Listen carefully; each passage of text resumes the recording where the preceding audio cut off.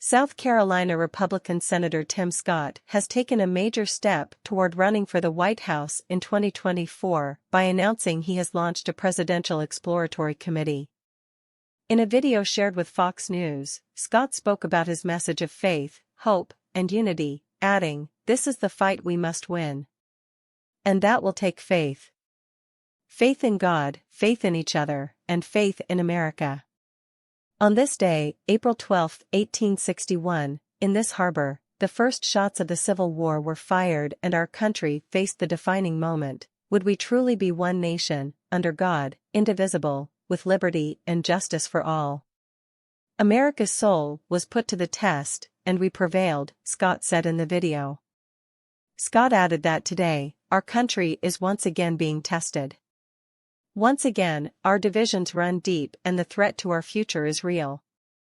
Joe Biden and the radical left have chosen a culture of grievance over greatness.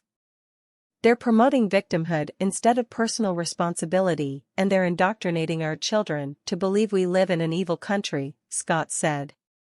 Scott charged that Democrats weaponize race to divide us to hold on to their power, and highlighted that when I fought back against their liberal agenda, they called me a prop. A token. Because I disrupt their narrative. I threaten their control. They know the truth of my life disproves their lies.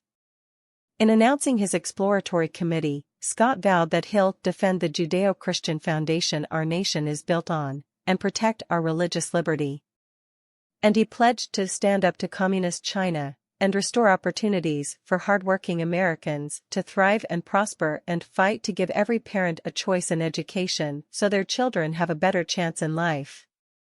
Scott also said he'll defend the nation's borders as well as our neighborhood streets and emphasized he'll protect our most fundamental right, the right to life itself. Earlier this month, former Arkansas Governor Asa Hutchinson announced on ABC News that he was running for the 2024 Republican nomination. "I have made a decision. And my decision is, I'm going to run for President of the United States." While the formal announcement will be later in April, in Bentonville, Arkansas, I wanted to make clear that, to you, Jonathan, I am going to be running. And the reason, as I've traveled the country for 6 months, I hear people talk about the leadership of our country, and I'm convinced that people want leaders that appeal to the best of America, and not simply appeal to our worst instincts, Hutchinson said. And how does the indictment of Donald Trump by the Manhattan DA change this race? Anchor John Carl asked him. Well, that adds to the unpredictability of it. And I think it's a sad day for America that we have a former president that's indicted. And so it's a great distraction, but at the same time, we can't set aside what our Constitution requires, which is electing a new leader for our country, just because we have this side controversy and criminal charges that are pending, Hutchinson said. And so we've got to press on, and the American people are gonna have to separate what the ideas are for our future, gonna talk about border security and the economy. We have to talk about those. We have to talk about the leadership of America in the world whenever you have Russia and China taking advantage of any weakness that America shows. So we can't be sidetracked for a year and a half, he said. In February, Nikki Haley announced she was also running for the 2024 Republican nomination.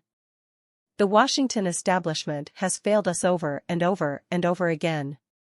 It's time for a new generation of leadership to rediscover fiscal responsibility, secure our border, and strengthen our country, our pride, and our purpose, said Haley, who served in the Trump administration as the ambassador to the United Nations.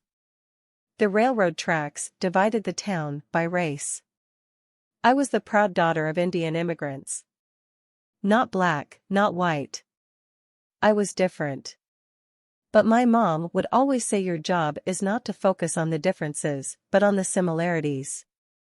And my parents reminded me and my siblings every day how blessed we were to live in America, she said. The former South Carolina governor said that she had seen evil and it was not in the United States.